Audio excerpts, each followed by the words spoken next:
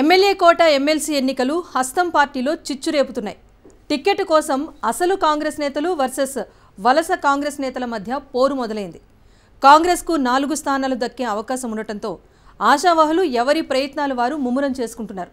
సామాజిక సమీకరణలు, సామాజిక కూర్పు నేపథ్యంలో ఎవరెవరికి ఎమ్మెల్యే కోట ఎమ్మెల్సీ సీట్లు ఇవ్వాలని పార్టీ పెద్దలు తర్జన భర్జన పడుతున్నారు.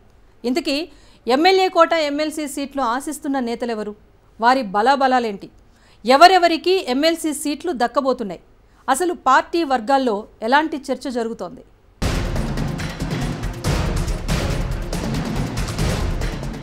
గాంధీ భవన్లో పెద్దల రేసు.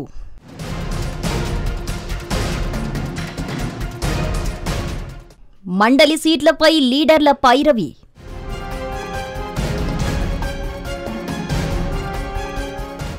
తెలంగాణలో అధికార కాంగ్రెస్ పార్టీలో ఎమ్మెల్యే కోట ఎమ్మెల్సీ ఎన్నికల హడావుడి మొదలైంది. ఇప్పటికే ఎన్నికల కమిషన్ షెడ్యూల్ ను విడుదల చేసింది. మార్చి 20న పోలింగ్ జరగనుంది. అయితే మొత్తం 5 ఎమ్మెల్సీ స్థానాలకు ఎన్నికలు జరగనున్నాయి. సంఖ్యాబలం దృష్ట్యా అధికార కాంగ్రెస్ కు 4 ఎమ్మెల్సీ సీట్లు దక్కనున్నాయి. బీఆర్ఎస్ కు 1 ఎమ్మెల్సీ దక్కే అవకాశం కనిపిస్తోంది. అయితే ఎమ్మెల్యే కోట ఎమ్మెల్సీ ఎన్నికల్లో టికెట్ ఇస్తే ఎమ్మెల్సీ కావచ్చనే ఆశ కాంగ్రెస్ నేతల్లో ఎక్కువగా కనిపిస్తోంది. దాంతో పార్టీలో తీవ్ర పోటీ నెలకొంది. ఎవరికి వారే తమకే ఎమ్మెల్యే కోట ఎమ్మెల్సీ టికెట్ వస్తుందని లెక్కలు వేసుకుంటున్నారు.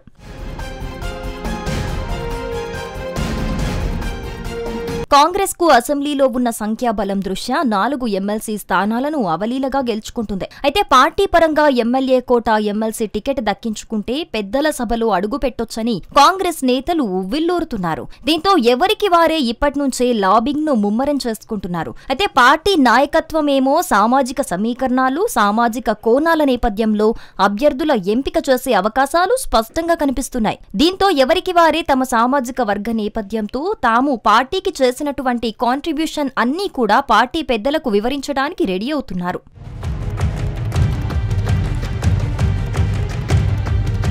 అయితే టికెట్ ఆశిస్తున్న వారిలో రెడ్డి సామాజిక వర్గం నుండి కాంగ్రెస్ పార్టీ వర్కింగ్ ప్రెసిడెంట్ తూర్పు జగ్గారెడ్డి, కాంగ్రెస్ సీనియర్ నేత జీవన్ రెడ్డి ఉన్నారు. గ్రాడ్యుయేట్ ఎమ్మెల్సీగా పనిచేసిన జీవన్ రెడ్డి ఈ దఫా గ్రాడ్యుయేట్ ఎమ్మెల్సీ టికెట్ తీసుకోలేదు. కరీంనగర్ గ్రాడ్యుయేట్ ఎమ్మెల్సీ స్థానం నుండి నరేందర్ రెడ్డి పోటీ చేస్తున్నారు. టికెట్ తీసుకోలేదు కాబట్టి ఎమ్మెల్యే కోట ఎమ్మెల్సీ పదవి ఇవ్వాలని జీవన్ రెడ్డి అనుచరులు పార్టీ పెద్దలపై ఒత్తిడి తీసుకొస్తున్నారట.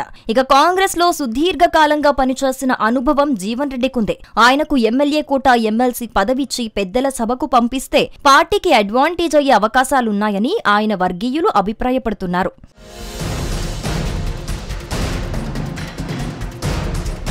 ఇక ఇదే రెడ్డి సామాజిక వర్గం నుండి పార్టీ వర్కింగ్ ప్రెసిడెంట్ జగ్గారెడ్డి కూడా టికెట్ ను ఆశిస్తున్నారు. సంగారెడ్డి నుండి ఎమ్మెల్యేగా పోటీ చేసి 2023 ఎన్నికల్లో ఓడిపోయారు. రాహుల్ గాంధీకి అత్యంత సన్నిహితుడిగా జగ్గారెడ్డి ఉంటారు. పార్టీ కోసం పనిచేసే నేత, మాస్ ఫాలోయింగ్ ఉన్న లీడర్. కాబట్టి జగ్గారెడ్డికి ఎమ్మెల్యే కోట ఎమ్మెల్సీ పదవిచ్చి గౌరవించాలని ఆయన వర్గీయులు డిమాండ్ చేస్తున్నారు. మరోవైపు కమ్మ సామాజిక వర్గం నుండి మాజీ వర్కింగ్ ప్రెసిడెంట్ కుసుమ కుమార్ కూడా పోటీ పడుతున్నారు. తనకు కూడా ఒక అవకాశం ఇవ్వాలని పార్టీ పెద్దలను కోరుతున్నారు. పార్టీ కోసమే పనిచేశాను, ఎమ్మెల్యేగా ఎంపీగా ఎలాంటి టికెట్ తీసుకోలేదు, కాబట్టి తనకు ఒక అవకాశం ఇవ్వాలని ఇప్పటి నుండే లాబింగ్ చేస్తున్నట్లు సమాచారం.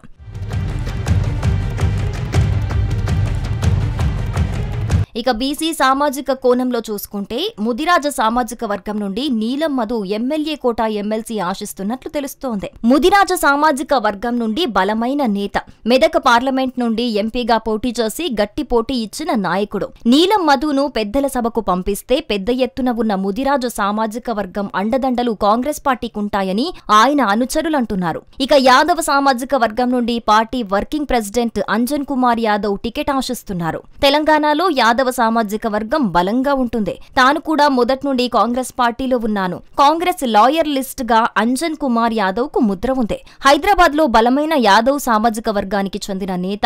ఆయన్ను పెద్దల సభకు పంపించాలని ఆయన వర్గీయులు కూడా ఒత్తిడి తెస్తున్నారు. మరోవైపు బండ్ల గణేష్ ప్రముఖ సినిమా ప్రొడ్యూసర్, కాంగ్రెస్ నేతగా ఉన్నారు. ఎన్నికల సమయంలో ఎమ్మెల్యే టికెట్ ఆశించారు. కానీ టికెట్ అయితే ఇవ్వలేదు. ఎమ్మెల్యే కోట ఎమ్మెల్సీ కింద పెద్దల సభకు పంపించాలని ఆయన కూడా ముమ్మర లాబియింగ్ చేసుకుంటున్నారు.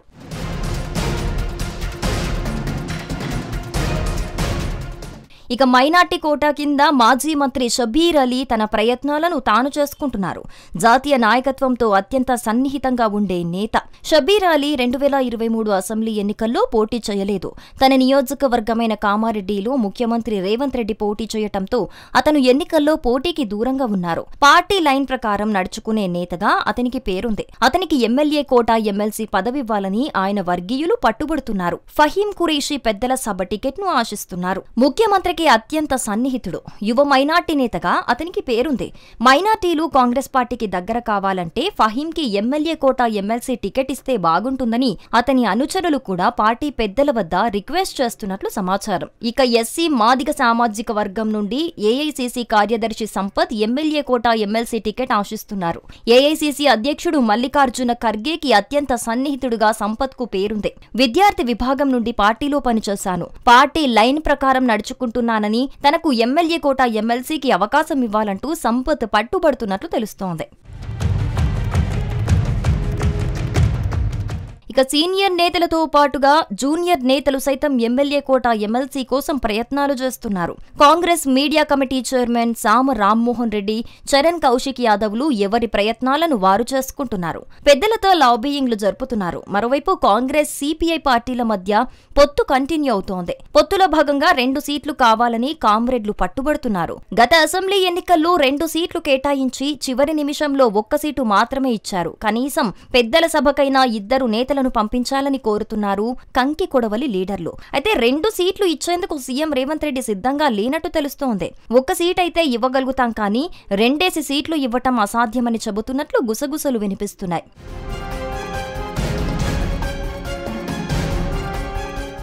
ఎమ్మెల్యే కోటా ఎమ్మెల్సీ ఎన్నికల్లో కాంగ్రెస్ కు 4 స్థానాలు మాత్రమే దక్కుతాయి. కానీ ఆశావహుల లిస్టు మాత్రం చాలా పెద్దగా ఉంది. ఏ సామాజిక వర్గాలకు ఎవరెవరికి పెద్దల సభలో హస్తం పార్టీ ప్రాధాన్యతిస్తుంది, ఎవరెవరు ఎమ్మెల్సీలు అవుతారు అనే ఉత్కంఠ పార్టీ వర్గాల్లో నెలకొంది.